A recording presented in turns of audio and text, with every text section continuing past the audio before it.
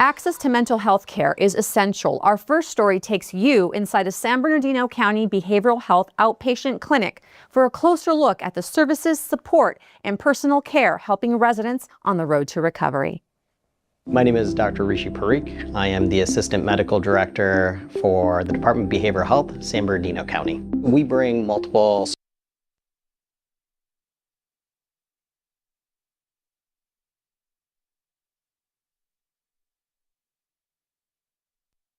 Some of the services that we provide are psychiatry, therapy, case management services, substance use treatment, and care coordination. We are able to support people before, during, and after a mental health episode and crisis. I've been dealing with my diagnosis of schizophrenia since I was about 24, 25. A little over 3 years ago, I had what they call like a psychotic break, and I ended up being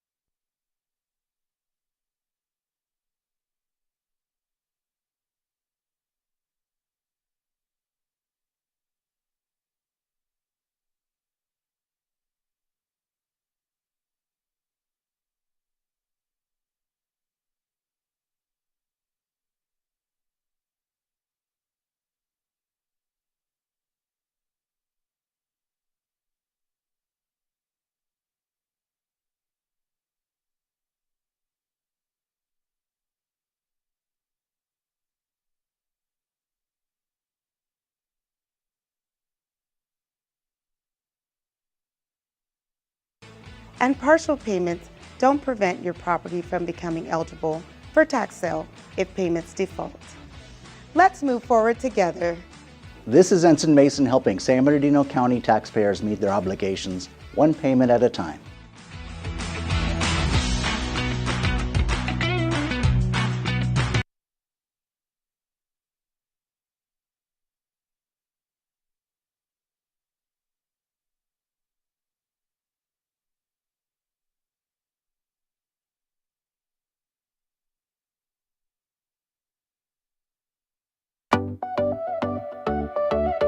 Welcome to PERC, where opportunity learns, grows, and thrives here. This type of facility, these state-of-the-art facilities, is what changes our county culture. It's what allows folks to learn and grow and continue to serve the great communities that we all represent. What PERC represents is innovation and forward momentum for the county. It's where we bring people together to learn, grow, and support one another. When you see the classrooms, the open spaces, the technology built into this center, you see a promise to our employees that there's opportunity for growth. This right here, this building, is so much more than drywall and concrete and carpet. It is the home where information is going to be shared and where knowledge is going to be embedded into our future leaders. This hub will be a home for onboarding our staff, for developing supervisors and managers, and for creating the future of leadership in our county. Every single employee who walks through these doors will carry learning back to their teams and back into the community.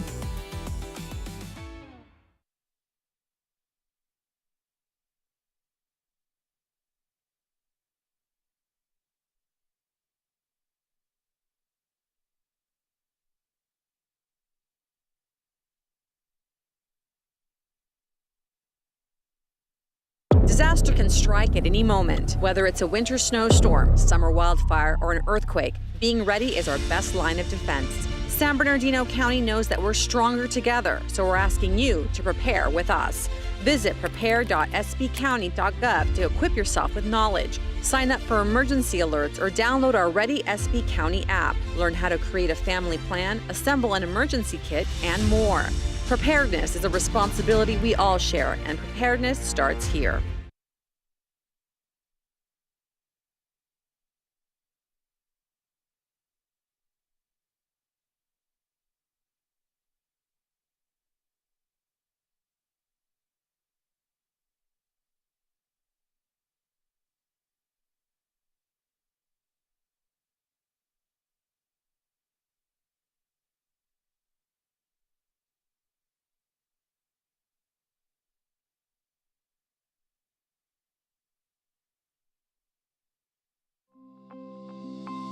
The Human Trafficking Symposium is an event that we hold annually to bring together county and community partners to address human trafficking in our county. It is January National Human Trafficking Awareness and Prevention Month, so it's important that we come together. We want to educate the community, we want to activate the community, we want them to feel empowered and have the knowledge. The focus is on how do we reduce and eliminate human trafficking. What's great about this year's conference is it brings together law enforcement, which has been separate before, but it also brings together the nonprofits, members from the community, and most importantly, a lot of the young people. I feel like it's important to learn about this because it could help keep myself safe and others safe at the same time. I learned way more beyond human sex trafficking. I learned about gang violence. I learned about what cops can do and stuff like that. Traffickers want to go after the young, the vulnerable, the naive, those who don't have a lot of life experience, those who are easily manipulated. So that's why it's important for them to be here. Prevention is such a critical part because there are moments where we can collaborate and provide resources to those that are most vulnerable. A lot of our youth don't see law enforcement as allies, and so to see them here, educating them, just to see them shaking hands with a smile on their face, looking to help them understand that we are here to help you, I believe it breaks down a lot of whatever makes students feel like they can't come to law enforcement. And so I think that is essential for change to happen. I think that's beneficial for me personally because I learned things like stuff how I can help my community with when it comes to the sex trafficking stuff, and I learned my rights and just educating the youth about stuff we probably didn't know before it came in. It's something that not a lot of high schoolers really pay attention to, and I think it's better to know about this stuff so I could watch out for myself in the future and my friends or my kids when I'm older. Individuals have this sense of belief that they're safe here, that they're safe within the United States, they're safe here in San Bernardino County, and they don't understand or realize that human trafficking is happening right here in our own communities. It's all about awareness, and it's all about education, because you can't win a battle without education. And so it's important for events like this to be able to share intelligence so that everybody could do their job more effectively to combat this great evil called human trafficking.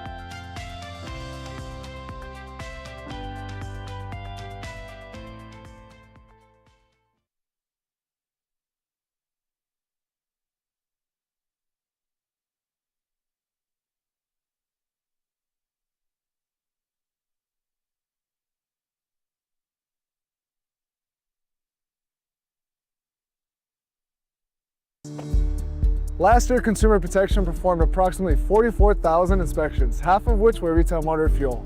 We inspect the device not only for measurement accuracy, but that pricing is correct, labeling is compliant, and fuel meets state standards. Additionally, we check for any skimmers, any pulsers, any tampering, or any unauthorized modifications. To verify accuracy, we use test measures that are certified by California State Metrology Lab.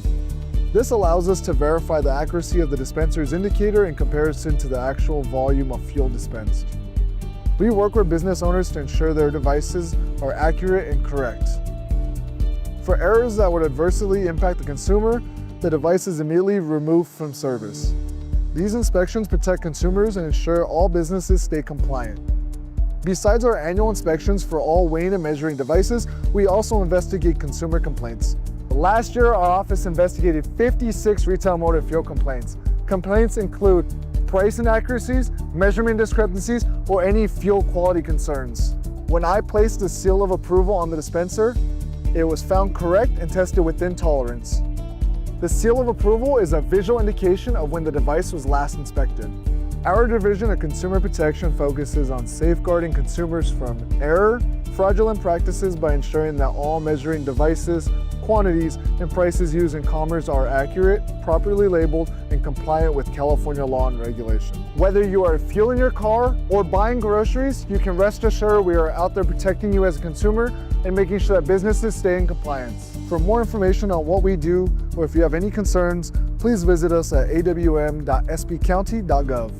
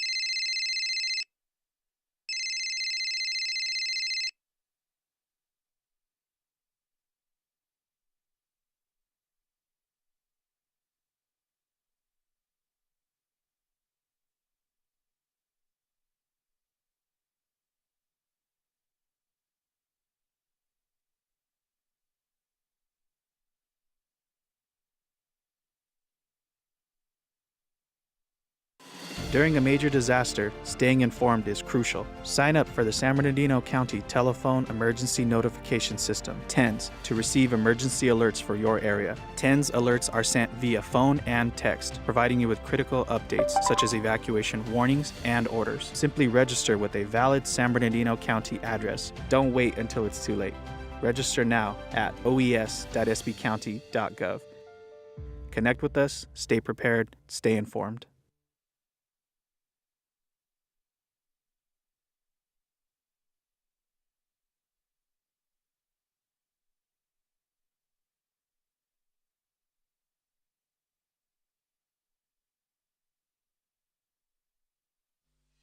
We are at the Santa Ana River Trail Phase 3. It goes from Waterman to California. We have a countywide vision, and within that vision, we talk about healthy living and improving our quality of life here, and this really fits into the vision. We have like 7.1 miles that are done for SART 1 and 2. This will add another 3.9 miles to it, and I believe the next section will add another 3 miles. This is really about improving the quality of life of our individuals, giving people to have an active lifestyle in our county and connect, walking paths and transit. And that's just so important. Even if you don't ride a bike and you just walk, this is the most peaceful, and especially this new part of the trail, it seems to be that it's raised up a little bit. And it was just like you get to see things that you wouldn't see anywhere else. This is a Class 1 bike trail, not a Class 2, not a Class 3, Class 1, which is the Cadillac of bike trails. And that is a wonderful thing because that means that is a dedicated space for us and we don't have to fight with vehicular traffic. We put just under $7 million into this stretch of the Santa Ana River Trail. It brings us one step closer to completing the entire Santa Ana River Trail vision, connecting the Inland Empire to the coast, from the crest of the San Bernardino Mountains to the mouth of the Santa Ana River in Huntington Beach. This is the type of project that is really one of my favorites for what it does for the quality of life for the community. Seeing people walk on it, having fun on this trail and greeting each other with a good morning, right? The sense of community that it brings is just amazing. The nice part about this trail is that when you go that way to the east, it's a little bit more curvy. It's a little bit more pleasant. You have tunnels. As you go further to the west, it's not as shaded, but the whole trail is beautiful. Although we are finished with phase 3 of this Santa Ana River Trail today, there's more. And that is, we are in the design phase of what is known as phase 4A, which is a 3.7 mile stretch of the Santa Ana River Trail. And that's planned for construction in mid-2027. If we don't provide this type of infrastructure for folks that want to have this third place to enjoy, to go out there and have fun, they're gonna go somewhere else, right? So it's wonderful that we're providing this opportunity for folks to work, play, and live in the county of San Bernardino.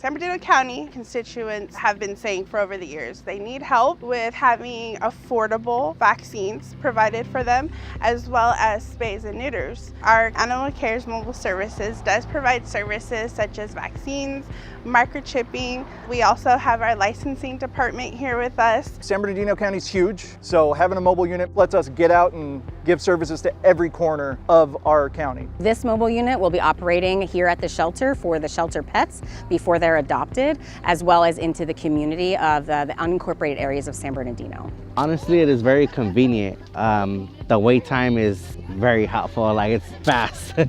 It's been terrific, yeah. It's very smooth, organized, so far seamless, yeah. I think the county should provide more services to the people that live here. It's very helpful for those who can't really afford it. You can get basically all the services you need, you can get connected to here. We have lists for low-cost clinics, for follow-up care. We can get you basically started on the right track with your animal. We have had a lot of positive feedback. You can see it in their eyes as well as their animals that they're very happy that they're able to come in their own neighborhood and get these services provided for them. For services for this mobile unit, please just make sure that you check out our social media for San Bernardino Animal Care as well as our website. It's a great opportunity for us to be able to provide this for our constituents, and we're super happy to get this started, and it's been a long time coming.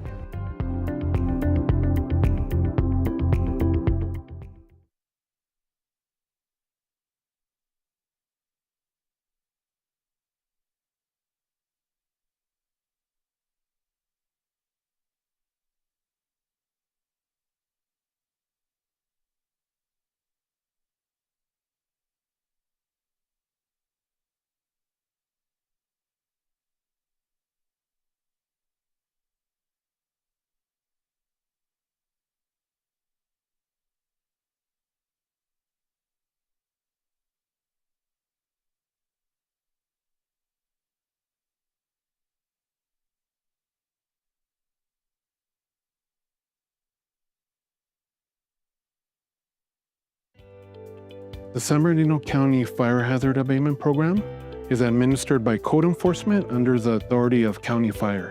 We proactively identify fire hazards throughout all regions of the county to create defensible space for first responders and to help reduce the effect of wildfires.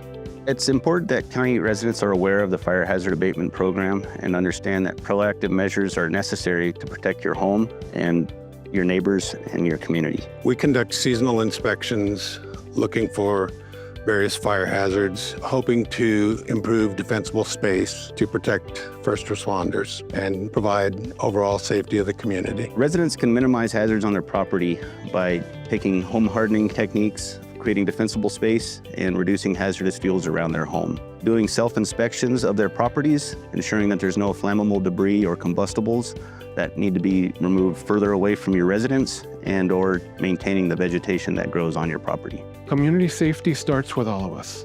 When property owners do their part to maintain their properties, it strengthens our collective ability to protect families, neighborhoods, and first responders from the effects of wildfire.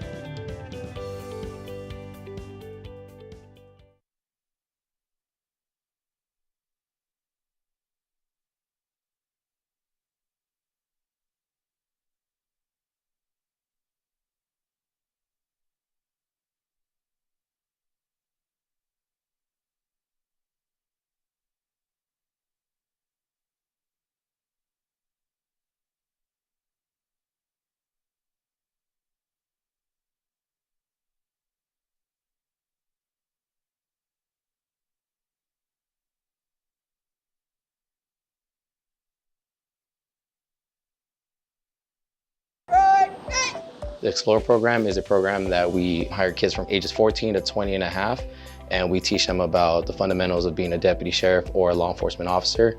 And also when they age out at 20 and a half, we help them get hired if they desire a career in law enforcement. It's a great way for any teenager interested out there that wants to pursue a career here in law enforcement.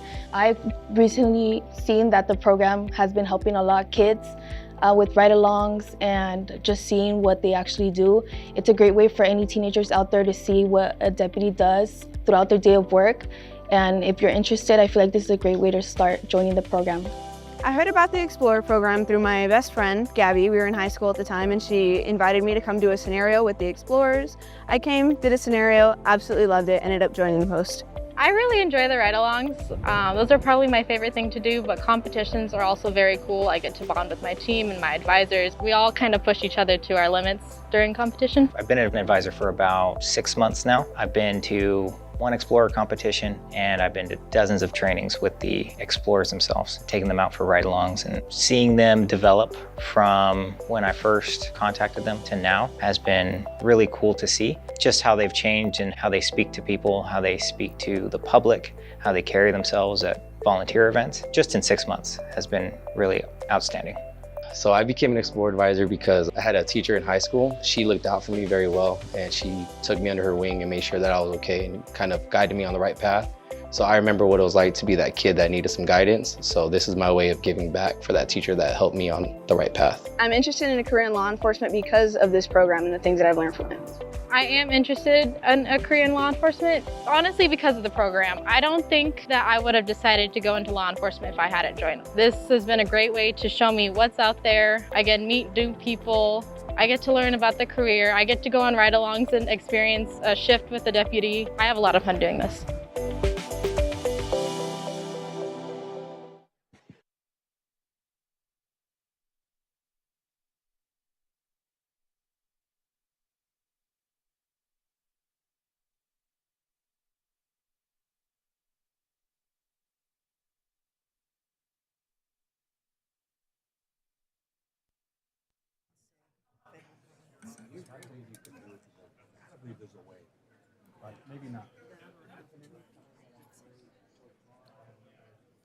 Thank you for the tea, Joe.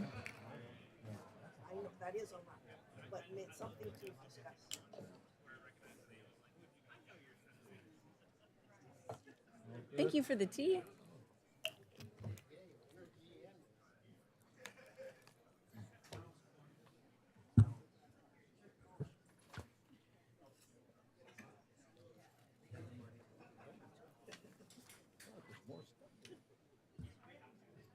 You've got pledge and invocation? I do. Okay.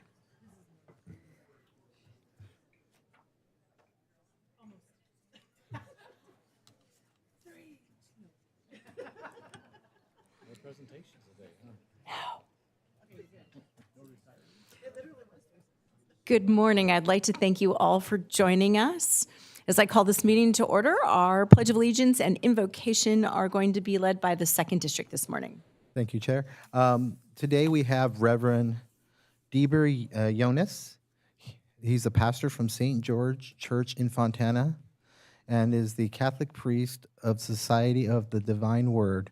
Born in India, he brings a rich international and pastoral perspective to his ministry. Ordained in the priesthood 18 years ago, he has devoted his pastoral life to faithful service to the church. He currently leads and supports the parish community through spiritual guidance, dedicated service, and compassionate pastoral care. In closing, in close collaboration with the faithful parishioners at St. George Church. Welcome, Reverend. Come up.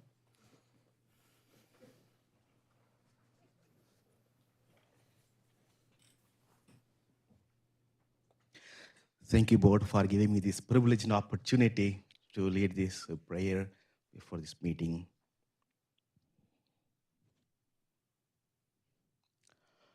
Loving God, we come before you today asking for your guidance and support as we begin this meeting of Board of Supervisors for the County of San Bernardino.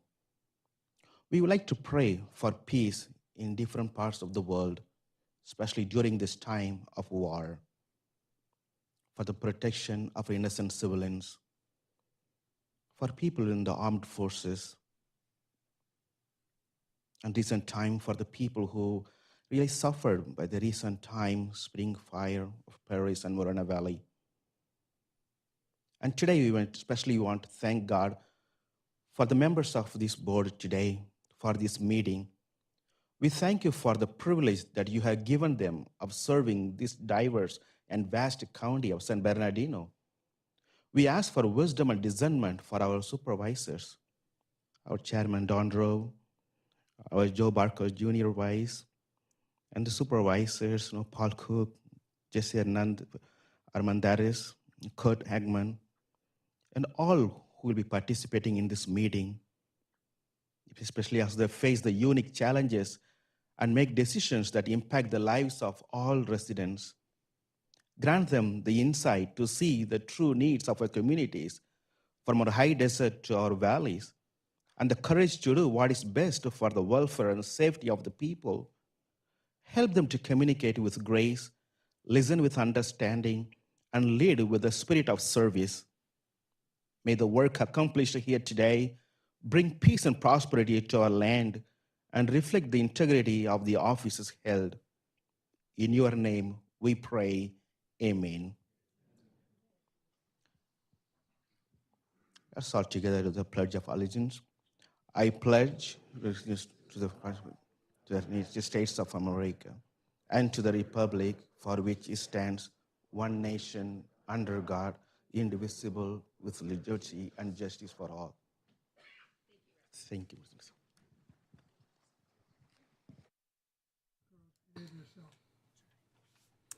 you. We will now move on to our memorial adjournments. Vice Chair Baca, Supervisor Cook, Supervisor Armandares, Supervisor Hagman. So this morning I would like to adjourn in memory of Thomas Beese, a resident of Colton who passed away at the age of 77. He was the father of Tracy Homan, a previous 3rd District team member and still a current county employee. My heart goes out to Tracy and her entire family during this difficult time. And with that, we do not have any special presentations. I have one item to report on. The board voted 5-0 in the matter of Marlon Johnson versus County of San Bernardino to seek appellate review of a class action matter. Thank you very much. Reports from CEO Luther. And thank you, Madam Chair. Something I want to give some recognition to our county team, specifically our county communications team. They were recently recognized by the American Advertising Federation Inland Empire Branch. They earned 3 gold and 9 silver Addy Awards. So pretty amazing, actually. It's very competitive. This isn't just public sector. This is private sector, public sector, everyone competing aggressively for these awards. The gold awards were for the So Much to Love campaign and 2 gold awards for the flood preparedness campaign. Silver recognition for works including the new county flag design, state of the county event and branding, and several other reports. So just very cool. I know the team was very excited about that. It's a huge recognition, and it really reflects our commitment to delivering clear, impactful, and cost-effective communications, and really positions the county as a strong creative leader in our region. So kudos to the team for those awards. That concludes my report. Thank you very much. That brings us to our individual board member comments. Vice Chair Baca. Yeah, thank you, Madam Chair. Last week, I had the opportunity to attend, along with my colleague Supervisor Hagman, the East Street Veterans Apartment groundbreaking, which is investment by the County of San Bernardino of $5 million. It's a $20+ million project, which will address homelessness for our veterans that have served our country. It's a great event. It's expected to be finished next year, so 30 units in downtown San Bernardino. We're so excited about that and continuing to move the needle on homelessness. So just want to thank our staff and team for really making sure that that project was able to be successful. Also, we had our 5th annual fishing day with the supervisor at Glen Helen Regional Park. I want to thank Beata Davis with Regional Parks and all our county partners with CFS, probation, and county libraries for being there. And we had over 170 participants in the event. It was just a great event, and it really helped these kids create memories. And you got to talk to some of the families and just hear some of the stories, or some of them had never been fishing before. But one, it had a great day for the families, but also exposed our families to our regional park. So hats off to our team. And then just as with my commissioner hat with Omnitrans, myself along with my colleagues, we celebrated the 50-year anniversary of Omnitrans to continue to provide public transit in the East and West Valley. Just a lot of success, and hats off to Erin Rogers for the great work she's doing at Omnitrans. And then last night, just with my IVDA hat, we approved a project. Many of you that may drive on 3rd Street between Sterling and Victoria, which borders the 3rd and 5th District, a road project, which is going to improve the roads on 3rd Street, which the community is just so excited about. And the last thing I want to do is just highlight some board items, which are of significance. Item 13 is the improvement of our county being part of the SBCTA SBCOG will give the opportunity to provide more regional housing for the county. We're now going to be active players along with many of our partner cities. Item 16 is an MOU which will be between our homeless outreach team and Caltrans, which will now give our homeless outreach team access to many of these freeways and Caltrans properties. It's just a great partnership and a great MOU, and looking forward to that. Item 20, continued progress on Pacific Village campus development. This is phase 2 that's continuing to be under construction, which will have 32 substance use disorder beds, 32 recuperative care beds, and it's just exciting news and could be exciting for the county. Also, item 29, Measure I expenditure plan, which will continue to bring infrastructure and road projects to our county. This is our plan that we submitted to SBCTA. Item 30, which is the Glen Helen Parkway Bridge, which is a $52 million project, which is under construction, should be finished this time next year in the summer, which will open up roadways for the Rosina Ranch, the Glen Helen community, the North Vermont and North San Bernardino. So that's a great project. And the last thing, just a MOU agreement, working with the city of Rialto along the Cactus Trail, along the flood channel. We're going to be providing funding for them, $859,000 for solar lighting, which will help for those that want to walk and have an enhanced walking path there in the flood channel. So that concludes my comments, Madam Chair. Thank you very much. Supervisor Cook. I have nothing. Supervisor Armendariz. Thank you. I want to start by just thanking everyone in the county who had something to do with the West End Navigation Center. It was a rigorous negotiation, but I feel like we got there. I want to thank my colleagues, Supervisor Baca and Hagman, for seeing the vision that we had proposed up front and looking at how the West End is going to be changed and the way we look at homelessness in general and how we can curb it in our communities is something I'm looking forward to as we move forward in this new MOU with all the western cities in the county. Hopefully the state looks at what we're doing and says, this is how we need to be doing it across the state, and the feds look at it and say, this is how we should be doing it nationally, because I do believe the model that we're creating here is going to be a sustainable model that will bring everyone together, but also give the resources to those who need it and who want it. Other things I've done is we worked with our code enforcement, and I want to thank them for coming out and working with us to do the community cleanup in San Antonio Heights. I was able to talk to the supervisor there during the time, and just, you know, what people don't realize with our community cleanups is it's not just about throwing away trash. You know, we're stopping illegal dumping. We're taking and helping people who can't afford to get stuff out of their yards, and just all in all, it's beneficial to our county. So, and it's way more cost effective than it would be for us to send people out to do that cleanup after the fact. We also attended the College and Career Day in Redwood Elementary. I was able to speak to young people about what I do in education. I was a judge at an art contest at the Goldie S. Lewis Community Center for Polaris Youth Art and Education Institute. I was also, we did a video for some, which are really cool, using positive reinforcement for our libraries, vending machines where kids who have and practice good behavior get these little tokens. They put them in the machine and they get a free book. I was pretty excited to see that in Fontana. We also spoke at the Reverse Vendor Show, which want to thank our purchasing department for hosting that in the city of Rancho Cucamonga. I think it's a great opportunity for our local businesses to come and just be partners with us as we move forward with the county. Also attended the first ad hoc for the CFS, with Supervisor Baca. Looking forward to more conversations with that and understanding what CFS deals with entirely, and getting a better understanding how we could, help in those situations. We did crepes and conversations in the city of Rancho Cucamonga. We went to the state of the city along with my colleague here, Supervisor Hagman, for the city of Upland. We also were able to present a check for the police canine program in the city of Fontana. And then tonight, I will be honored with the medal, receiving the Medal of Honor from the County of San Bernardino Superintendent of Schools. So that's pretty exciting for me. Congratulations. Yes. And that concludes my comments. Thank you very much. Supervisor Hagman. Thank you, Madam Chair. A lot's been said, a lot of good things going on in the county, so congratulations to the whole county team on this. I'm not going to repeat some of the items that's already brought up, but item 3B, who's our new Department of Behavioral Health Commissioner, Ashley Saldana. And thank you for everyone who applied. We had a lot of applications for that, but we're appointing her today. Item number 25 is the MOU between the Inland Empire Health Plan and the Department of Public Health to continue providing health and wellness programs.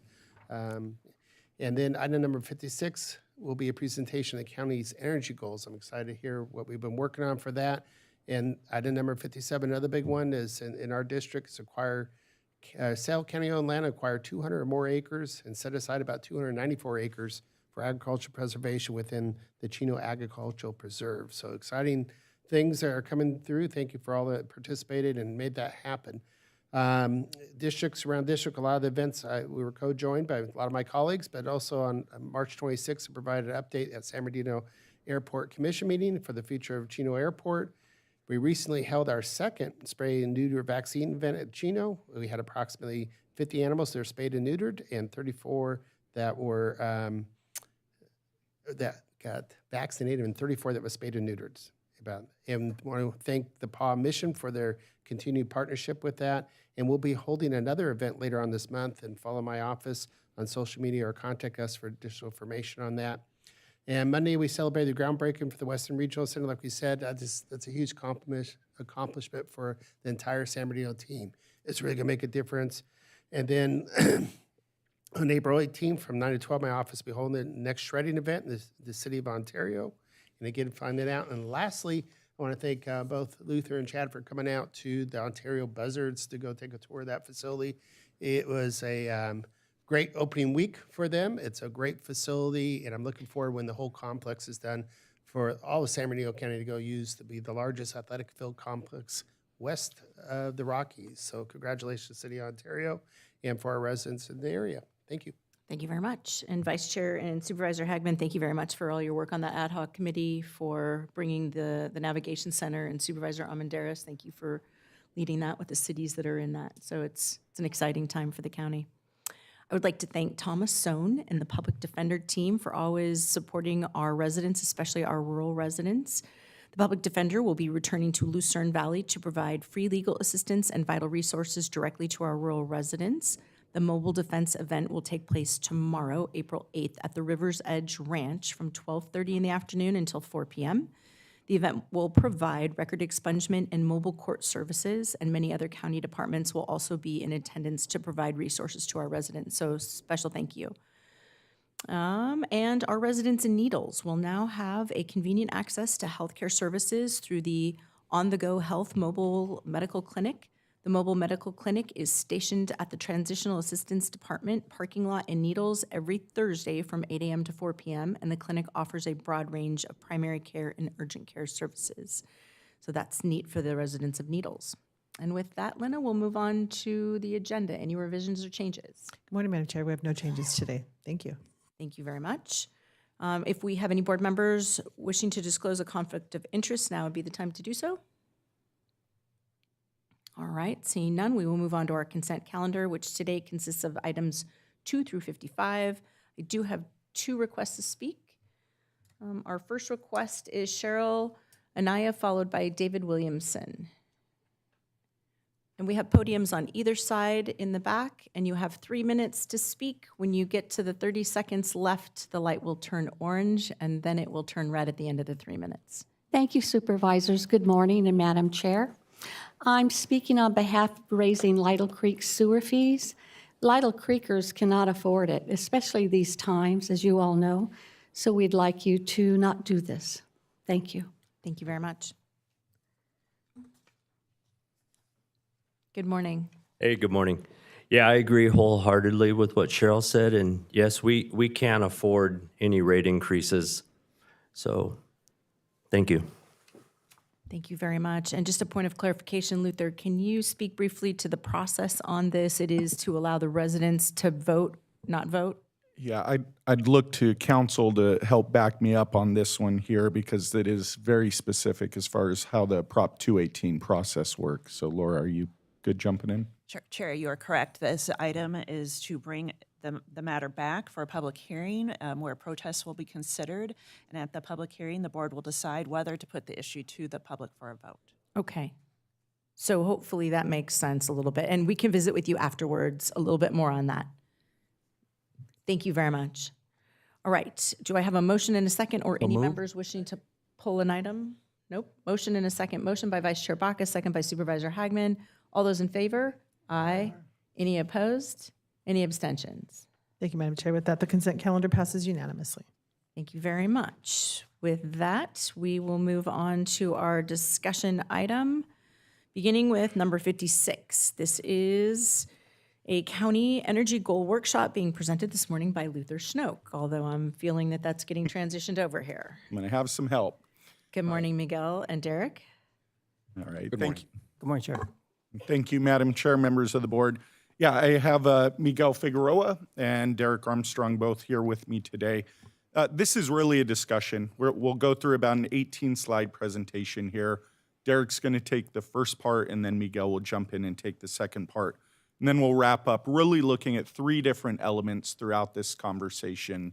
Our renewable energy conservation element, or the REES, some near-term energy policy considerations. We'll talk about challenges. We'll talk about some of the energy landscape as it sits in the county today.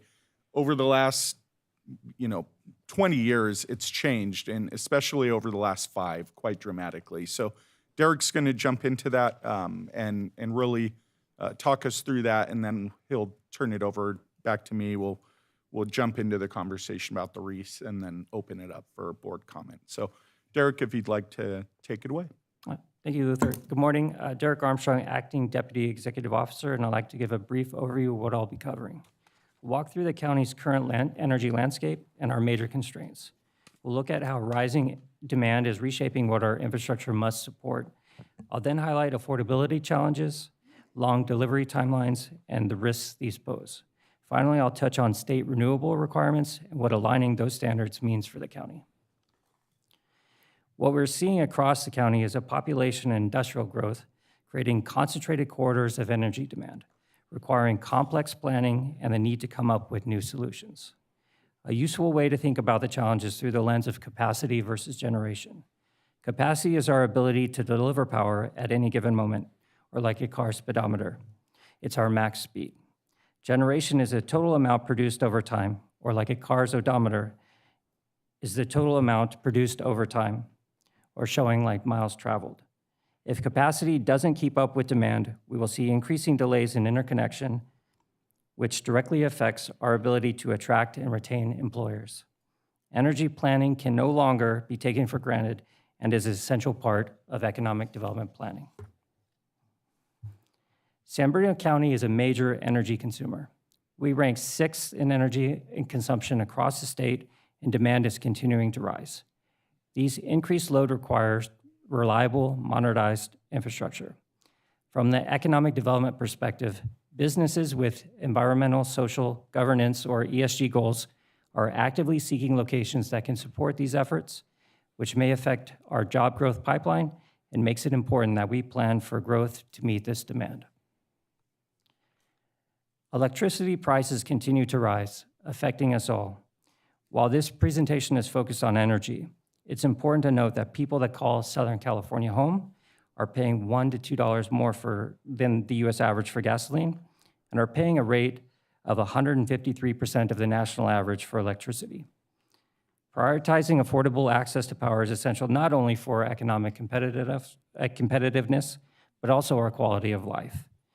There's more on availability of power in the next slide, but a board member previously commented about visiting a manufacturer looking to expand in Rancho Cucamonga that was quoted a 5-year timeline for power delivery. So this highlights that this issue isn't in a rural area or a developing area, it's across the county. Extreme weather and aging infrastructure are straining our grid. Most of our power grid wasn't built to support the extreme weather, high winds, or wildfires that we're seeing as a result. As a result, we're seeing power shutoffs that are occurring that are affecting both our residents and our businesses. Additionally, public utilities in Southern California and elsewhere are struggling to meet growing demand due to increased regulation and lead times for equipment, causing delays for major projects and slowing job growth. Without addressing these bottlenecks, we face reduced reliability and constraints directly limiting our economic opportunities.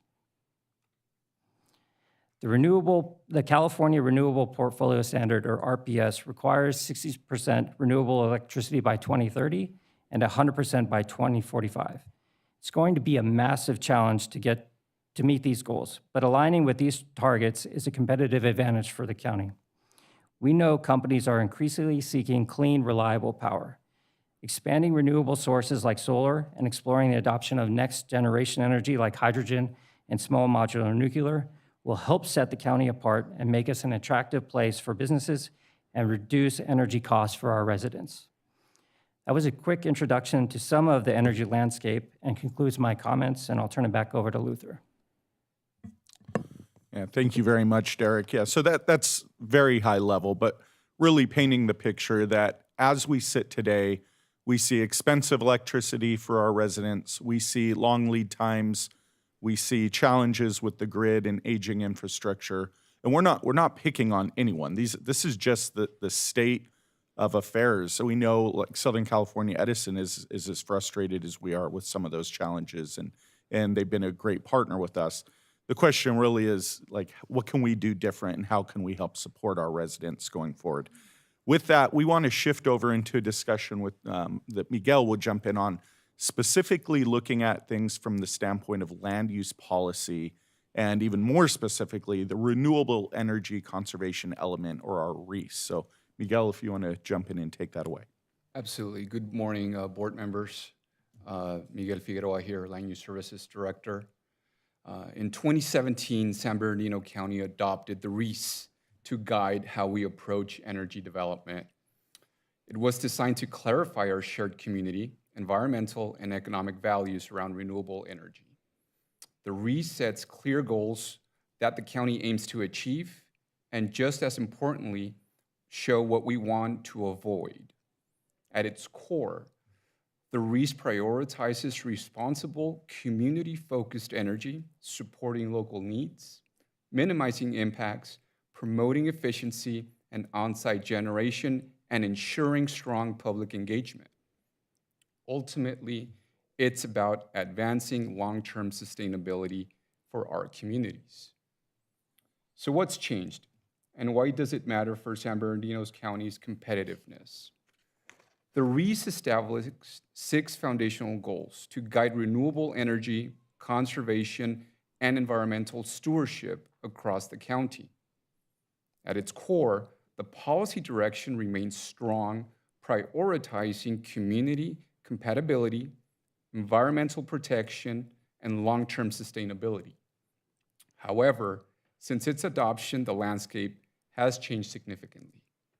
State laws and mandates have evolved, and energy demand has accelerated, driven by electric vehicles, AI, data centers, and broader electrification. At this time, technology has expanded beyond traditional utility-scale solar. Here's how progress looks across the 6 goals. We evaluated 6 county renewable energy goals across progress and policy relevance. Overall, half of the goals show strong progress, particularly in energy efficiency, sustainability practices, siting standards, and regulatory alignment. However, key gaps remain in innovation and community-focused renewable development, where progress is currently rated inadequate. Bottom line, the county has a solid foundation, but must prioritize updating policies and accelerating progress in innovation and community-centered renewable energy to meet its long-term goals. Public input has consistently guided where we need to improve. During the REES drafting process, public feedback consistently emphasized 3 priorities: transparency, neighborhood compatibility, and a preference for smaller scale renewable projects. Since then, the county has made progress on transparency and environmental review through secret processes and the creation of a dedicated renewable energy website. In response to ongoing public input, the county adopted Renewable Energy Policy 410 in 2019, which restricts utility scale projects in rural living areas and community plan boundaries. Overall, while some progress has been made, gaps remain between community expectation and current implementation. Let's map comments to actions addressed versus actions still needed. Community feedback shows strong satisfaction with community's commitment to environmental protection through thorough impact reviews, as well as clear communication and transparency throughout project development. There is also lack of support that must be identified for current approaches to community-oriented renewable energy facilities paired with energy efficiency improvements, indicating a gap between planning and community expectations. Overall, the environmental review and communication are strengths. Project scale location and community integration remain critical issues to resolve. On utility scale solar, best practices point to pragmatic upgrades we can certainly adopt and consider. Large-scale solar best practices guide how projects are planned, designed, and built to balance clean energy with community and environmental protection. They prioritize early community engagement, tangible local benefits, and conservation of natural resources for long-term stewardship. While most of these practices are included in the county's adopted REIS, key gaps remain. These include agrivoltaics, earlier community input before project design is finalized, and wildlife-friendly fencing. Here are specific practices we can fold into the REIS. We can strengthen the REIS by encouraging dual-use solar, co-locating projects within grazing or agriculture to maximize land productivity, incorporating vegetated buffers along streams and wetlands helps protect sensitive ecosystems and improve project sustainability. We also must consider promoting wildlife permeable fencing. We can support habitat connectivity while still meeting project security needs. Overall, this is an update on where we were in 2017 when the REIS got adopted, and almost 10 years later, where we stand on project and work that has been made. With that said, I want to turn it back to Luther, if that is okay. Thank you, Miguel. That is definitely okay. I appreciate that. So, board, really what we're here today is to share kind of where we're planning to go and have a dialogue with you about, any feedback or adjustments you'd like. So, as Miguel just outlined, we'd like to update the REIS. There's some 2030 mandates that are in place. Though it's 2026, we think this is probably about a year to a year and a half process to do it right, to engage the public, to go through it in an appropriate and responsible way that would allow us to modify, say, by 2028, maybe even 2029, modify the REIS, update some of the targets and the goals within it so that we continue to move towards where we need to be. This is something that land use believes they have the capacity to take on, though, of course, they'll need some support. And so we'll look at how we would make sure we could fund them and make sure that that would happen appropriately. One of the other keys, and this is a new area here, this is evaluating our role, not just from the policy standpoint over land use, but actually from the standpoint of land management and ownership even.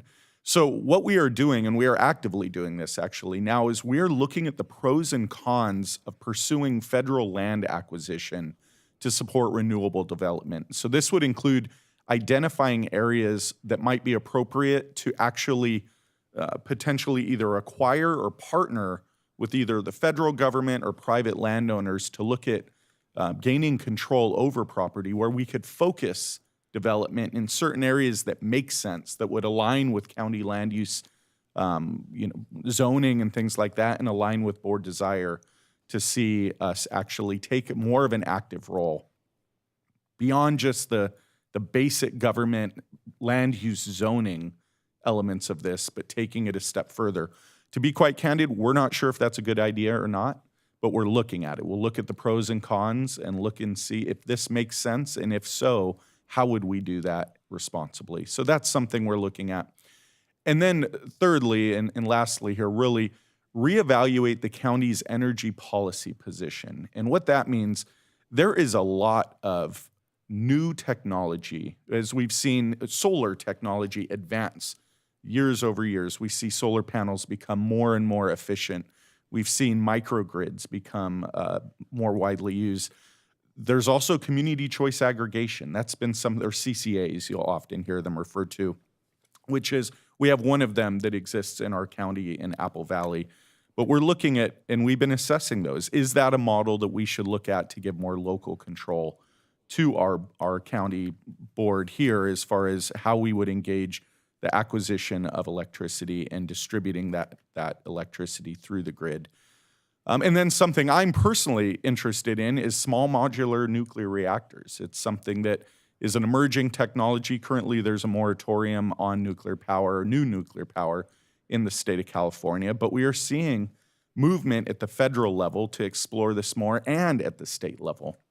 There's some active legislation out there in a number of ways, even bipartisan legislation, that is looking at exploring more options from a nuclear standpoint. So should that become safe? Should that become and be able to demonstrate that? Should that be able to be cost effective? Are those things that we as a county would want to explore potentially, digging into? So if the path becomes open to that, do we want to be ready to capitalize on those opportunities to potentially deliver lower cost, high reliability power to our residents? And then really look at how we can engage in general with the various partners and stakeholders out there, whether that's the development community, whether that is policy and our legislators. What can we be doing more of as a county? We have historically been more of a reactive, supportive entity where we allow this development in the energy world to happen, and we try to do things to support it. What we're considering is, should we be more involved in it and actually be looking for ways as a county to leverage our ability, our clout, and our resources to find ways to deliver clean, inexpensive, and reliable power to our residents. That is environmentally sensitive in that regard. So this is our presentation. I really turn to you, Madam Chair, and to the board to ask questions and give us whatever feedback you like. I know a lot of you have a lot of thoughts on this. I know Supervisor Hagman is enthusiastically waiting to visit on this. So let's start with Kurt. Thank you, Madam Chair, and thank you. I have been looking into this for a while with the staff, and I want to thank the staff. And let me just kind of paint the picture a little bit better. The 5 high desert, our partners, Edison and others, they're not allowed to do the investment that they need to upgrade a 60 to 80-year-old infrastructure to bring us power, much less have the power supplies to do anything. They're being told to keep the rates where they are because they're already extremely high, but therefore they can't build new infrastructure, and that's why we see our failures when the winds come and they turn off, the outage all the time. So it's become a problem that was never intended for the county, because we're prohibited to become a utility, to really kind of go. What my suggestion is that at least we partake in, be at the table and see what we could do proactively versus just waiting things to happen, so we can protect our residents, protect our economic growth in the county, to try to come up with some solutions. The new technologies out there are very exciting, where you don't need, to produce 1 gigawatt of power, you need 2,500 acres right now. There's not 2,500 acres, one piece of land in the high desert owned by private entities right now. It's our federal partners that own all the land. There's little spots. I think the largest one I found was 500 acres. And generally, they're the places where we don't want to see solar, which is near our residents. And so for us to take a proactive role, to work with our federal agencies, our partners, see if we can acquire land, would be one thing. 2, this is a new field that our county team has never been with. I would suggest that we maybe get an expert in this that we bring on as a resource guru, to bring on, as a consultant to work with us, and maybe a little task force to see what steps should we take. But I think it's time for us to take a proactive role and work with our cities, their We're also looking this at our SB cog to see what we could do. But what can we be a partner? It's not to replace what we have. It's to come alongside with Edison and see what the whole gamut of options we have that we can help both in the valley, in the high desert, and throughout the county for that reliable, cheaper power going forward. And it's going to require us planning with them, if not just policy, but also maybe in resources to make things happen and put us on the thing first. But that's all I have for right now. I'd just like to add, I think you Supervisor, you did a great job of encapsulating the issues here. It's when we're thinking about economic development, are we going to support one data center or 1 million homes of growth? Because it's about the same energy to support those. But like you mentioned, we're not alone in this, and the two departments that are here are working with SEE as a collaborator, because we realize that this is a bigger issue than ourselves. And through the CEO's office, we are looking to bring on an energy consultant to help us guide us through that path. So a lot of those things are happening. But some of the creative ways that we've heard from some of the residents when we're talking about some of the large solar projects is we know that we need to be encouraging the warehouses to put rooftop solar on the rooftops to help prevent and create some additional energy that way. We are seeing some new energy technologies, and we know that hydrogen is mostly being used for fleets right now. It's most active for that. But based off of the amount of space that you need for hydrogen, it might be available for on-site generation for warehouses as well. So just looking at ways that we could support on-site versus off-site, and looking at the different populations that use energy differently, whether it's the fleet used for transportation or for homes and home development and supporting that effort, or for large industrial users, and just being able to become creative and proactive and bringing in partners internationally that help us say that. Part of this presentation and some of the stuff that we've talked about with Luther is making sure that the county's open for business and coming up with creative ways to create the energy as a basket to help support our additional growth moving forward. And one last, sorry. Go. Okay. And one last thing with the hydrogen. I really appreciate the hydrogen technology. There's a lot of potential good things in that. The problem is we also need the state to lobby our rules and laws. California allows green hydrogen, which means you have to create with green energy, which creates far too expensive, 6 times what the market rate is on hydrogen in other states. So it's about educating our government affairs, working with our state partners to change some of the rules. I recently found out with all the South Coast AQT is probably the strictest rules in the country when it comes to clean vehicles and technologies, yet we're falling behind most other states when it comes to cleaning out the vehicles. And because we go for zero emissions only, where the other states are going for near zero emissions. So as Texas changes out 20 trucks, we change out 1 truck. And so some of this has to do on the government affairs side of really educating our state legislators to put those rules around us that we cannot advance when these newer technologies, because they're cost prohibited. Hydrogen works great, but if you're paying $36 a liter versus $6 a liter, it doesn't go very far. No one wants to adopt that technology. Vice Chair. Yeah, thank you, Madam Chair. I want to thank Supervisor Hagman for his leadership on this issue. I know he's been talking about it for quite some time. I really want to thank Luther and staff for bringing the item of REIS before us, because I think it's just so critical. I think this is a great opportunity for the county as we look at, advancing technology when it comes to electricity and power. Just, on the economic development side, I think it's just so critical moving forward. Just to give you an example, some of the concerns I've heard from the development community up in the high desert was just access to electricity. They don't have access to electricity. And just even in the 5th District, I know that recent conversations with Luther, we have, some land there at Warm Creek between Colton and San Bernardino, which cannot be developed because it doesn't have the infrastructure for the utilities. So this is an opportunity for us to make some investments that could potentially, help the county and allow for growth, but also smart growth, which is just so critical. The other thing that just, we have to make sure we do, and I know that we talked about land, and I know these things have to be fully vetted out because, the biggest challenge is, where do you build these things? Where do you put these things? And really educating the community, get them to understand what the intent is and that it's safe.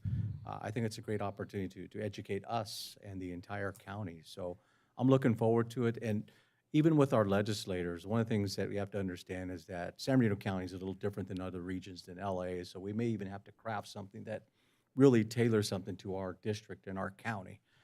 That's just so critical. But I'm looking forward to the opportunity. One of the big concerns for me was the public safety power shutoffs was a big concern, and how we could potentially look at avoiding those in the future. I know in some of our unincorporated areas, they got shut down, and part of it is because of the environmental challenges. We know how expensive it is to underground, but do we look at other alternative ways other than undergrounding? I mean, those are conversations that I think we need to have, but I think it's a great discussion, and just want to reiterate and thank Supervisor Hagman for his leadership on this issue. Thank you, Madam Chair. Thank you. Supervisor Cook? Yes. Somebody that lives in the desert, trained in the desert in the Marine Corps, you have an appreciation for the desert. You either love it or you hate it. And the first thing that you learn as a commander is the desert is very unforgiving in terms of if somebody's lost, if you're caught out there, because it's so blasted hot and the elements are against you until you recognize that. But you have so many areas there. It's somebody who's not been out there. Dawn, you represent that area. I got the other end, Fort Irwin. Federal government controls, I don't know how much area out there. And to have that in our backyard as a source and something that I think Congress would support us on this, the environment. And you're not just talking about solar energy, you're also talking about wind energy. But this is an area where it's not in LA, and somebody's backyard is not going to have a foot of sand after one storm. But it's never, I don't know, it probably has, but all the years that I was out there, and you either love it or hate it. If you hate it, you move as quickly as possible from 29 Palms and other areas, and you find some pool in the middle of Florida or something like that. The desert is beautiful. It's got tremendous, but it's almost so big and so large. And you find that out, God forbid, when you have a troop that's missing out there and you're trying to find them. And suddenly, everybody that lives up there knows how big it is, but then when you have a disaster like that, and I hate to say it, about every, X amount of years, somebody will miss a roll call, they're a visiting unit, and we go to general quarters trying to find that individual, and unfortunately, a lot of times we don't find them, and they're probably still out there. I am a big supporter of it. The desert is very unique. I think it's been a source of energy, and of course, at one time, Dawn represents where I used to live, but I got the other end at Fort Irwin and what have you. And so, for one person, I am tremendously supportive of this. And I would hope that while we have this composition of this board, that, in my opinion, is, hey, let's do something with this tremendous asset, this resource, and take advantage of it. And I think we could get certain things, and I'm saying certain things in Congress. And I'm not afraid to go back and talk to congressmen and congresswomen. Now, they're not as sweet as I was back there when I was out there, but I'm not afraid to jump up on somebody's desk and say, we need your help and money now.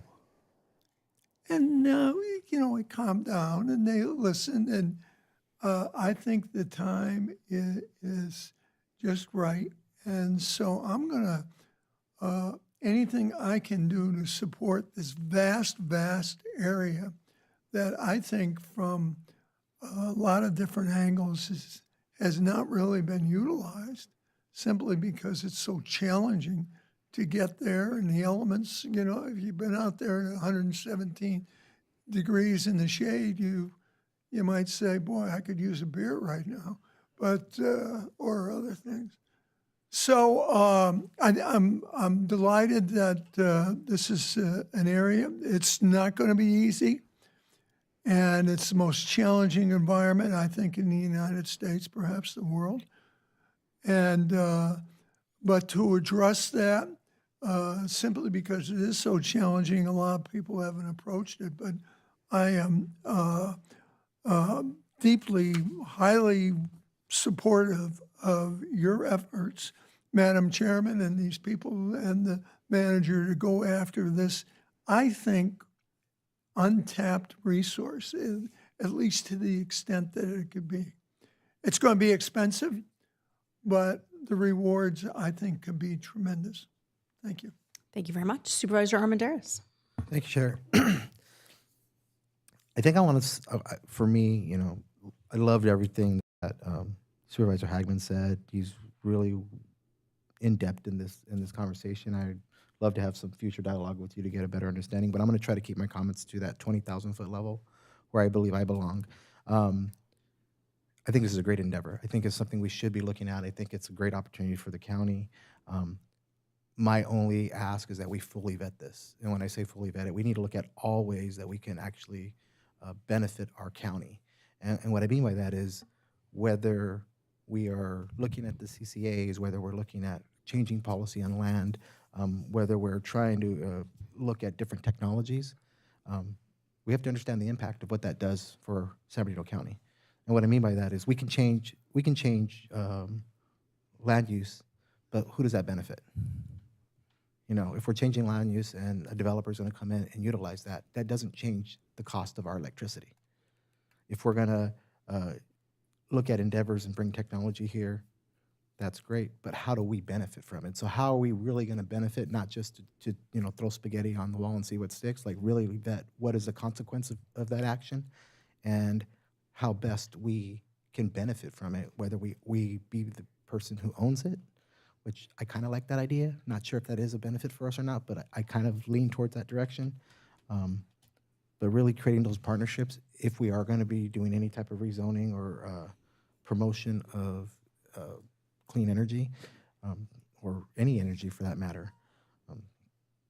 But also like the microgridding, all that, how do we become better partners where we can get that benefit? Like, you know, where we have something in our policies that allow us to get the best rate moving forward, or even bringing in some of our own infrastructure. I mean, I know currently in Rancho Cucamonga, I have a company that has 1,000 jobs ready to go to expand, pharmaceutical company.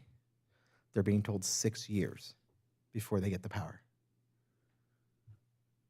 I'm trying to figure out how in the heck can I get them the power now, you know, because that's 1,000 new jobs. But also, if we're going to look at, are we going to be a data center driven county? Are we going to embrace technology to that avenue? Or are we going to create more housing? Like, really, what does that look like for us? And what do we want to see? I would love to see us create more jobs. I would love to see us create a diversity of jobs.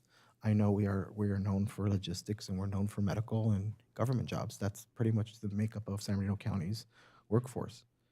How do we create different jobs? How do we create something other than government, other than logistics, other than medical field?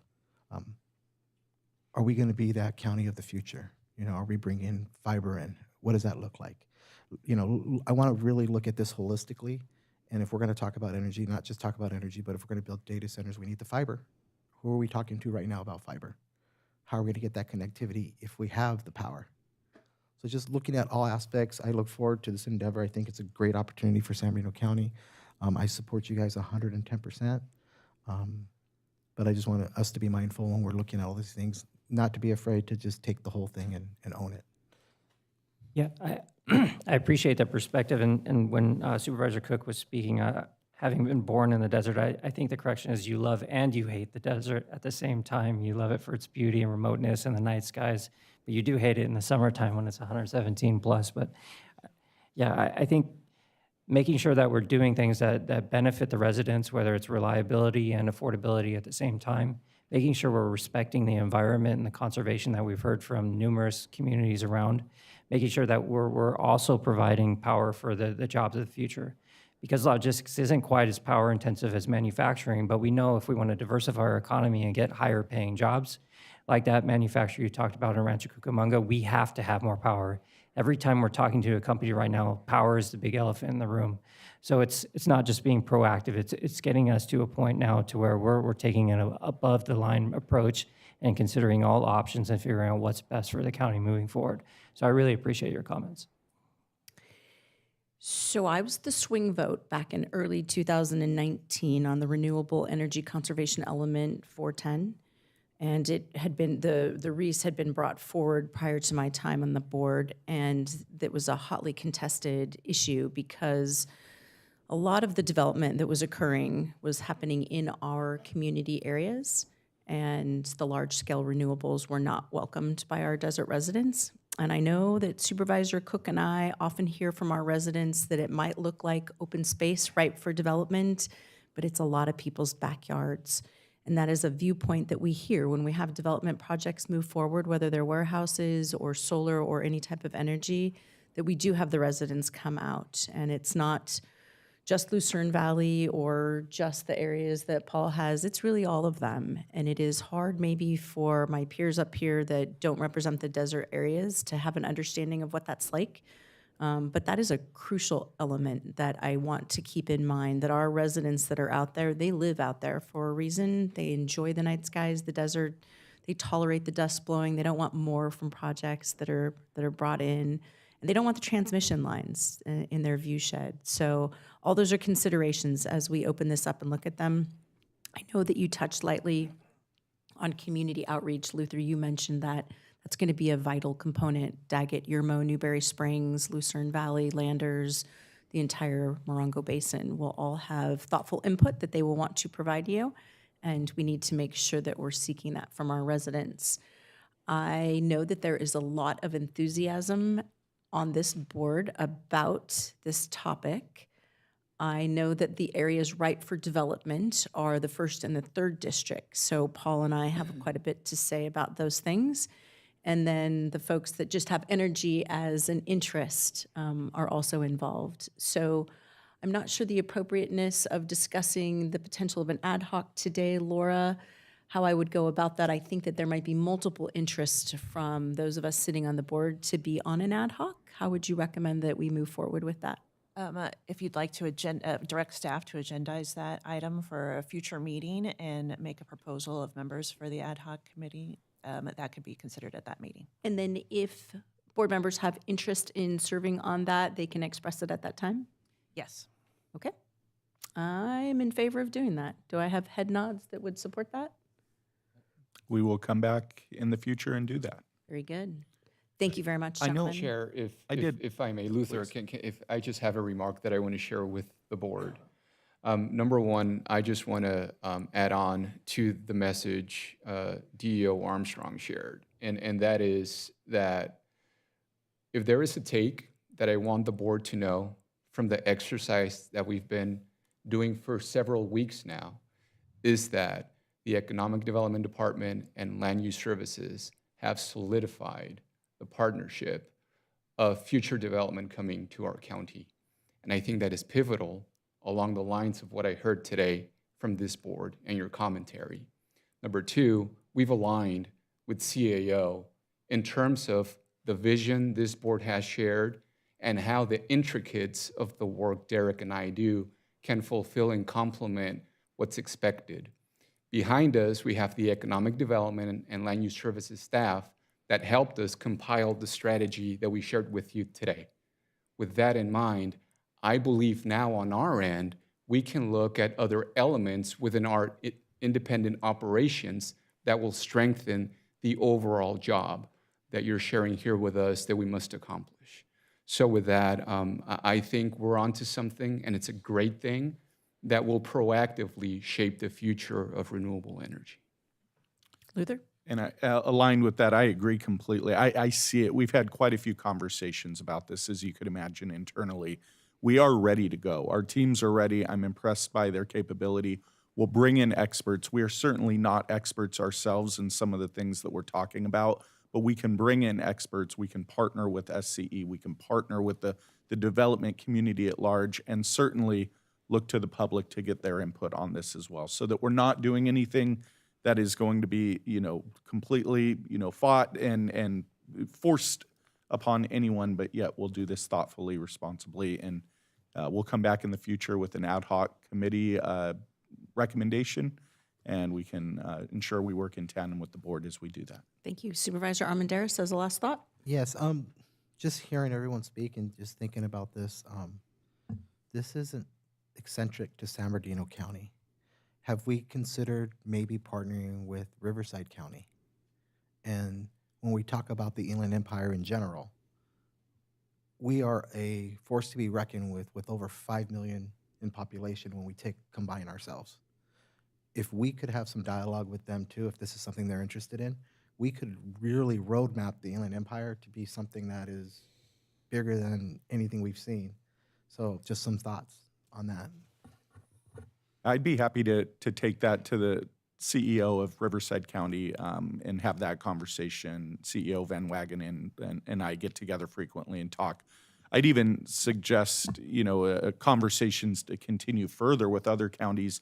I've had some preliminary conversation regarding other types of energy, such as nuclear power, with other counties throughout the state who are interested in potentially exploring that and working together with the state to try to look at how we would do that responsibly, and if the state was to allow it. So I think there are lots of partnerships that could be had to do this, because you're right, this is not just a San Bernardino County problem. This is a broad issue that we're facing throughout the state and the nation, for that matter, in many areas.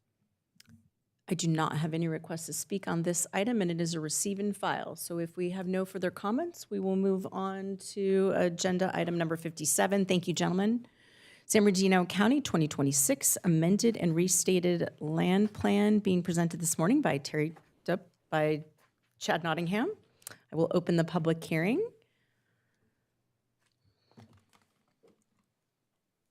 Good morning, Chair Rao. Good members morning. of the board. Chad Nottingham, Assistant Executive Officer. Today, I'm very pleased to be presenting to you all the county's 2026 amended and restated land plan. With that, I'm going to run through a quick presentation for you, and I'll be happy to answer any questions you have at the end. So, next slide, please. A bit of background. California voters approved Prop 70 in 1988, and as a result, the county received $20 million in Prop 70 funding, which we used to purchase 9 dairy properties within the Chino Agricultural Preserve. In 2010, Senate Bill 1124 was passed, which essentially allowed us, through a land plan, to sell or exchange that land as long as we maintained the minimum numbers of acreage and habitat value of the originally purchased dairy properties. Next slide, please. So as a result of SB 1124, we submitted a land plan of state parks, which outlined a number of projects and transactions. That plan was never fully implemented due to a number of challenges, a major one being there was a conflict through the U.S. Army Corps of Engineers and state parks regulations. State parks did conditionally approve our land plan, as well as this board subsequently. So, though we weren't able to fully implement it, we were able to transact on about 165 acres of land in exchange for 271 acres of land adjacent to Prado Regional Park, which we currently hold. Next slide, please. Bringing us to our 2026 plan. This plan really, it proposes a creative partnership between the City of Ontario and the county. We would essentially, as proposed, sell our remaining Prop 70 dairy land to Ontario, and in turn, we would take the revenue gained from those sales and purchase about 200 acres of what the city has master planned as their grand park.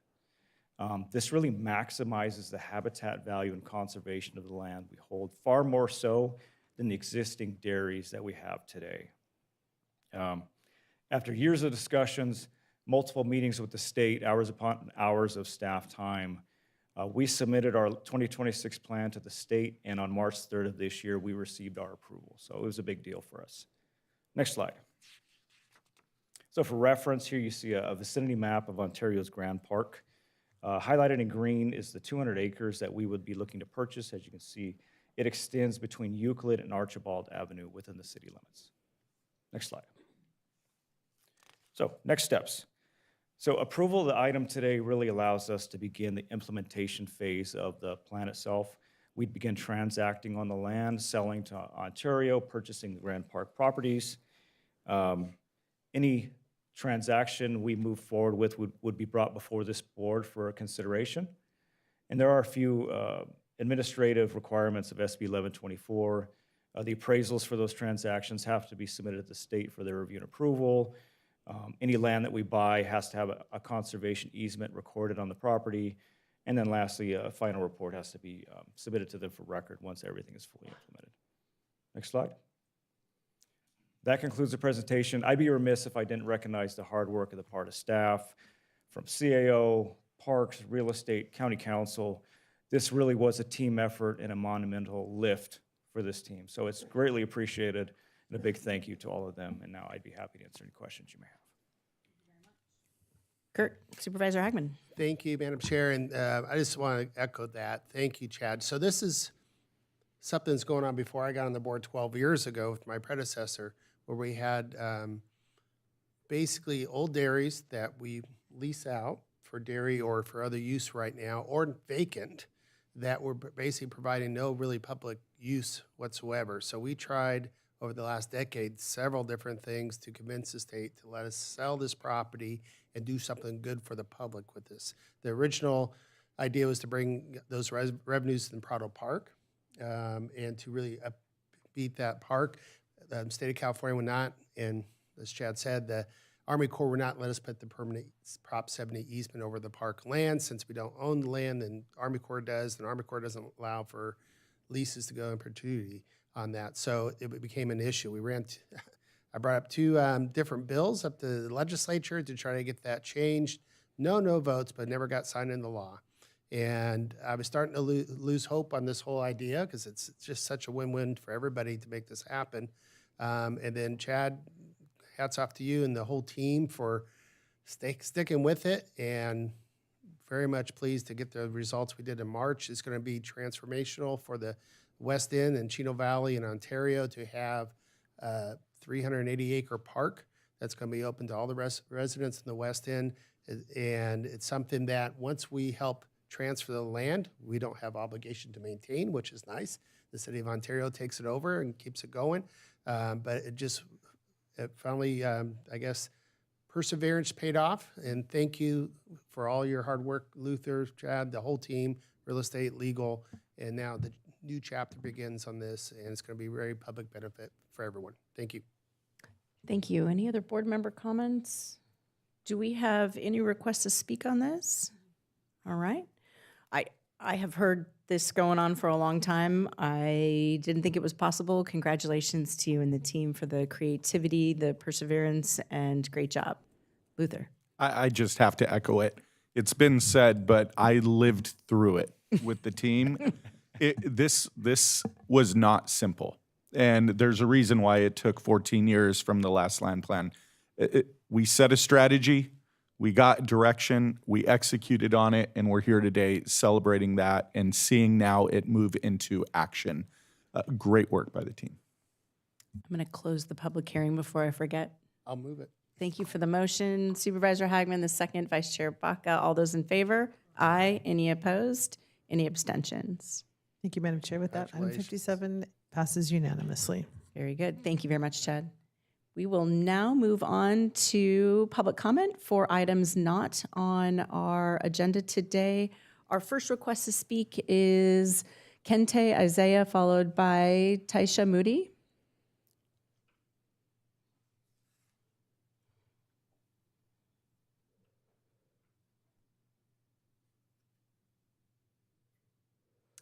They may be out in the rotunda. I'm going to call the names again. Kente Isaiah, followed by Taisha Moody. And then after that, we're going to have Robert Rabon.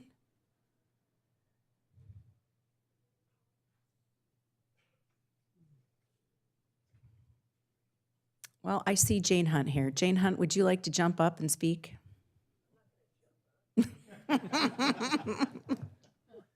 Good morning, Jane. Take your time. The advantage of being older now. Anyway, good morning. This is going to be a short meeting. I ate a big breakfast this morning too, because I was assuming it'd be a longer meeting. But anyway, I'd like to thank Baca. I just heard from your assistant there that you're finally going to have a meeting this Thursday night about concerning the Muscogee truck routes. And I was really happy about that. So I'm going to tell all my neighbors about it too, because I'm already part of it. So I was really pleased to hear that, because I've been asking you for a long time. Anyway, good things come, I guess, if you wait a long, long time. But anyway, yeah, I was listening to this concern. I love your speech, Cook, about the desert. I mean, I've always loved the desert area, and thank God the federal government owns most of it. But my problem being is the valley area. I was hoping that we'd get that environment element group going again, because time's kicking away, and Lytle Cajon Wash, I want to make that a showcase, it's a wildlife corridor, and I've been pushing it for years, probably about 30 years. And I'm hoping it doesn't take as long as you guys working on what you were working about for Ontario, because I'll probably be dead by then. I hope not, though. But anyway, I just really would appreciate the county starting to really listen, having the state influencing I know I brought this up before, but I'm tired of the state and the politicians in Sacramento. It seems like they're taking over our land use in the cities and the counties, and it's really affecting me out in my community with the ADUs and everything. We just got more population, more problems. And I'm trying to find a way. I wish we could address them without getting, when are they going to stop? City of Huntington Beach tried to sue them over that, the land use issues, and they lost, of course. But I was really hoping that someday the county will fight against this, because we're losing our community in Muscogee. It's just getting so crowded out, and they all have to park out in the streets because of the ADUs. And I'm just really upset about it. I'm a fighter, though, and I'll keep on pushing to protect, what's left of the valley area, especially the Lytle Cajon Canyon area. So thank you very much. Bye. Thank you very much. We're going to go back, and last call for Kente Isaiah, followed by Taisha Moody. All right, we're going to move on to Robert Rabon, followed by Anna.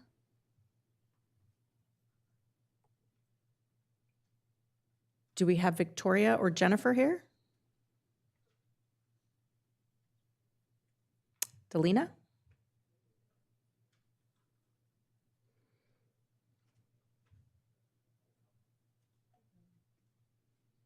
Stephen Rogers, are you in attendance? There you are. Let's go with Stephen. Excuse me, I'm sorry. We called you and you didn't come, so I'm going to have Stephen Rogers come in, and then I can, if you let me know who you are, I can bring you back up.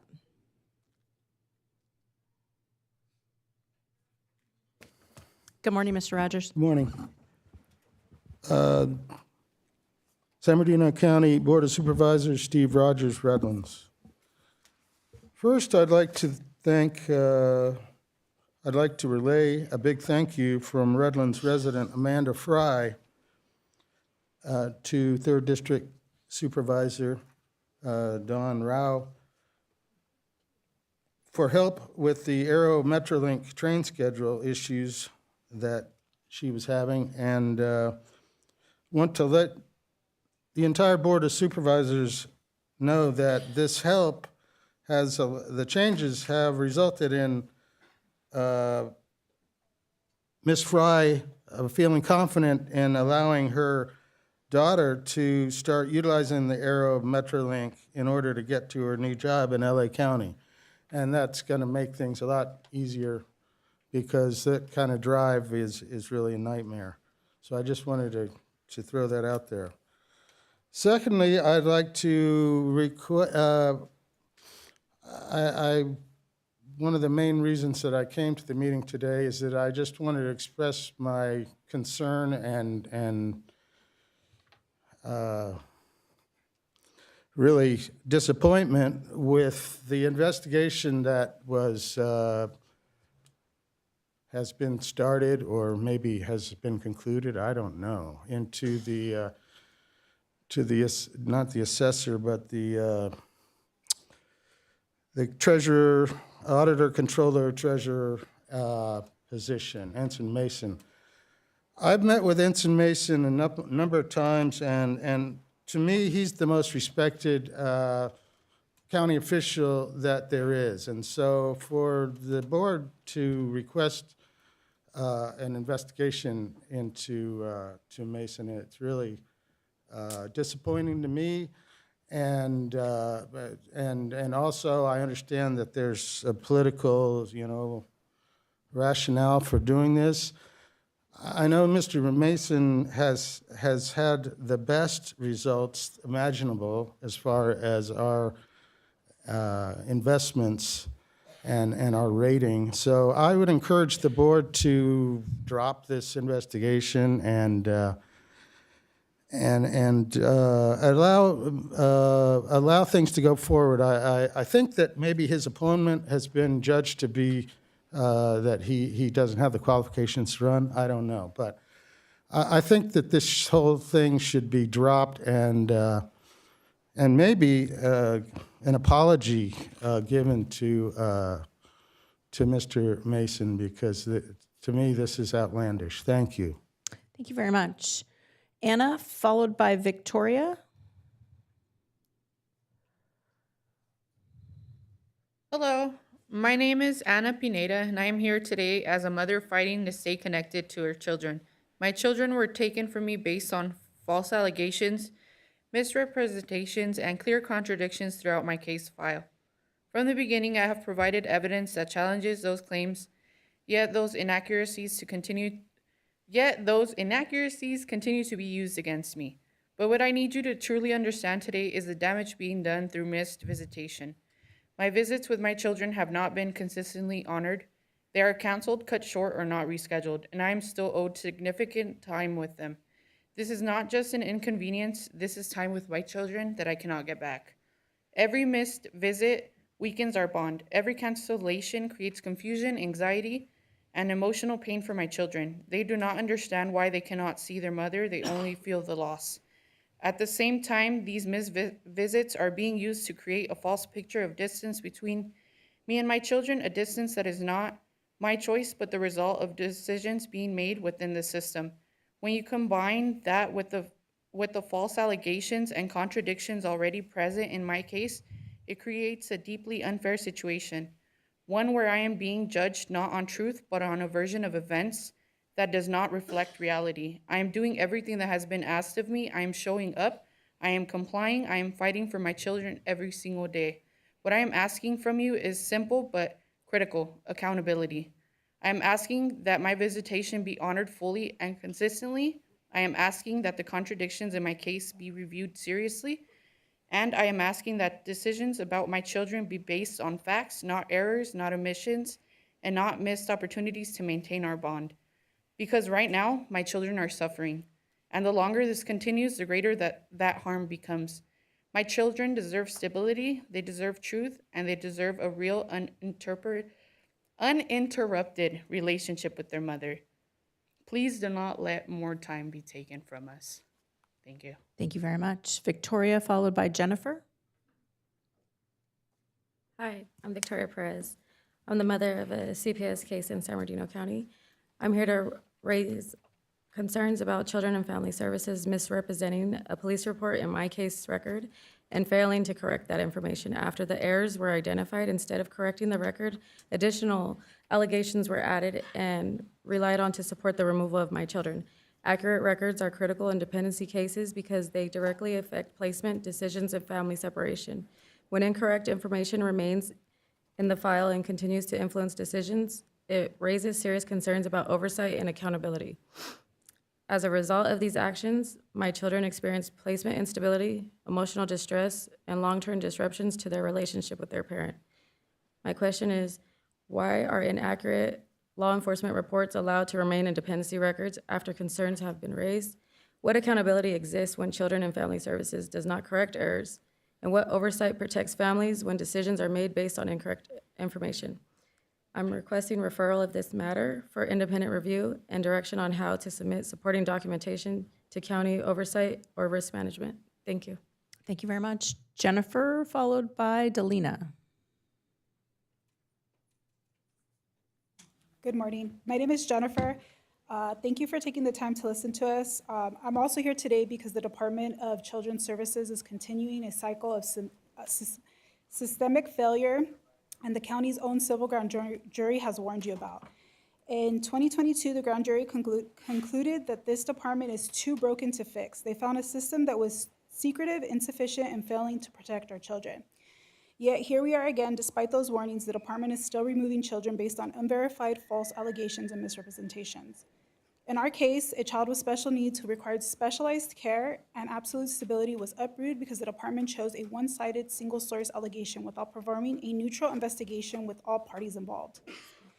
They ignored physical evidence and medical documentation that proved allegations had no merit. They didn't just make a mistake, they engaged in material misrepresentation to the court. The social worker filtered evidence and omitted facts to fit a predetermined narrative that they're just failing a family. They're violating constitutional due process. They are creating the very trauma they are legally mandated to prevent. The grand jury recommended dismantling the system for a reason. Until that happens, we need immediate aggressive oversight.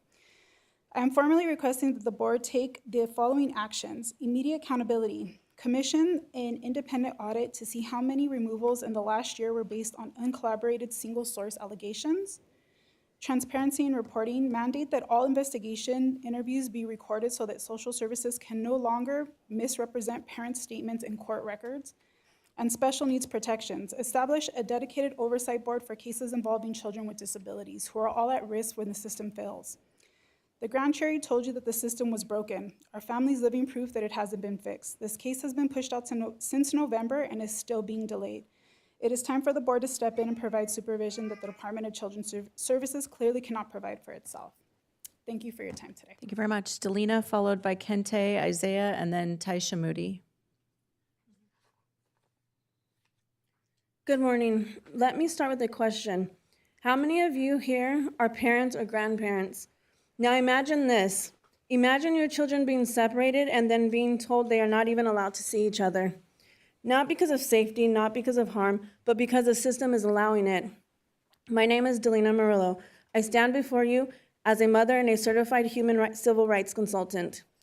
And I am here to ask, why is CFS doing this? What do they intend to do? Because right now, CFS is blocking my son from visiting his sisters. He has not seen them since July of 2025.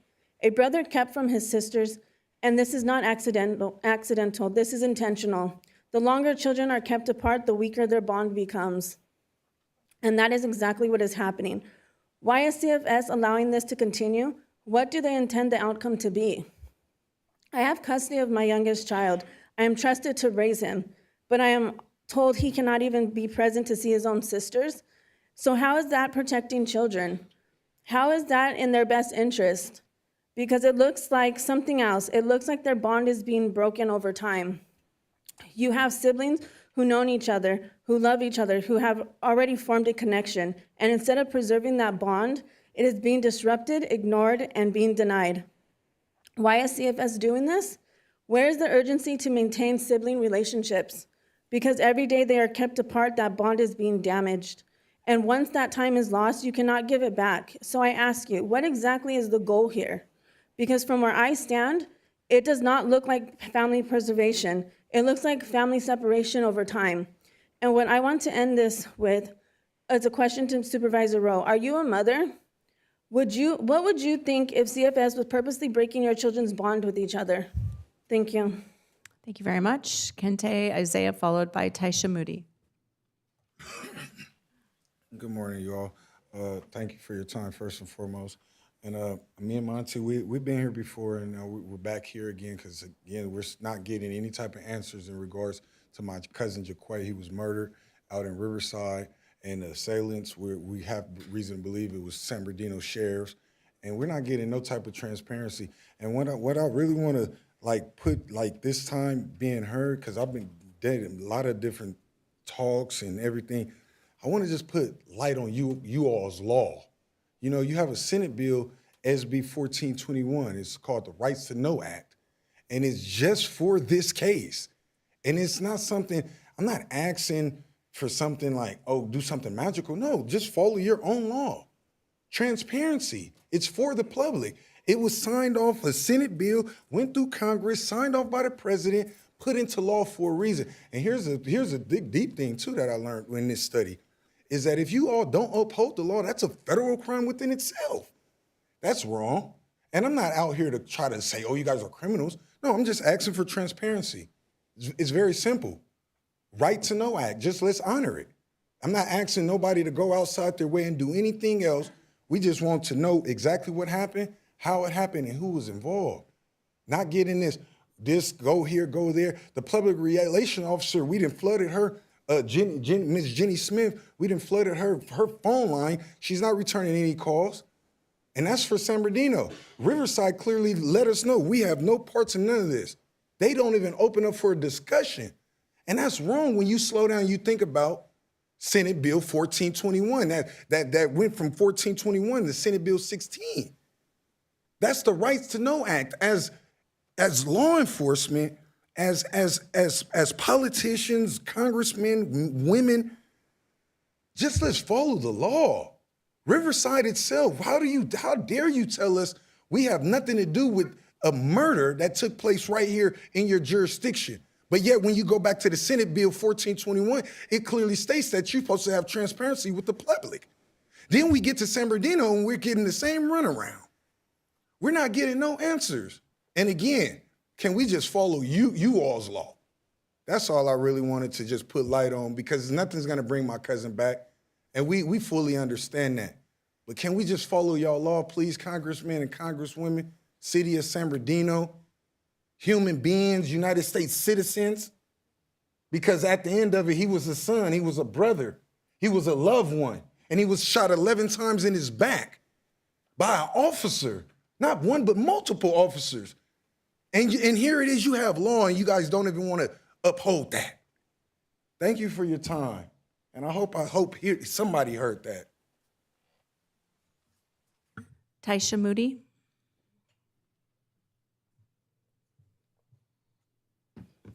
Good morning. As my nephew stated, today's been 76 days that my son was taken away from me.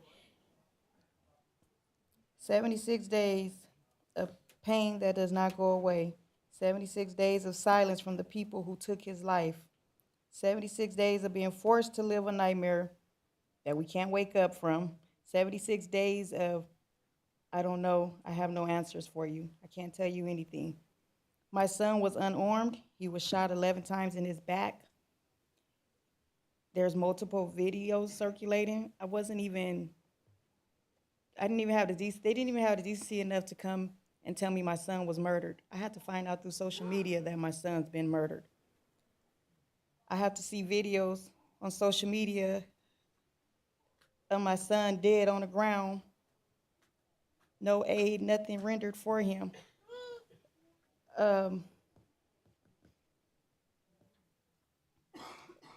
We asked like some kind of answers, like San Bernardino sheriffs, Riverside corners. I had to pay a lot of money right now to get my own independent autopsy because this county is not helping. They did not help with my son's. They're not releasing autopsy. They're not releasing anything. I had to come out of my own pockets and pay $10,000 for my son to get a private autopsy just so I can see have some answers for myself, how many times my son was shot. 8 shots in his back and 2 of them close range for someone that didn't have a weapon. My son had a bag on, and he put it behind his back so the officers can see. I'm running, but the bag is behind my back, and I have nothing else but some tight pants on and no shirt. No way no weapon could even be concealed anywhere. We want the public, we want the government, we want the mayor, anyone to help us get answers. Help these officers, help the people that's in charge of this case give us answers. Give us answers, let us know what happened, why, the officer's name. I want to file a civil complaint against these officers. I don't feel this officer should be allowed to go up to have a promotion. I don't feel he should be allowed to still be in the street. I think he should be on desk duty, not even really desk duty. He should be at home, suffering like we are suffering. But no, instead we're getting no answers. So I just ask if we can please get some answers and some help. Thank you very much. That is the last request to speak that I have. Our meeting is adjourned. Our next regularly scheduled Board of Supervisors meeting will be here in chambers April 21st at 10 a.m. Thank you.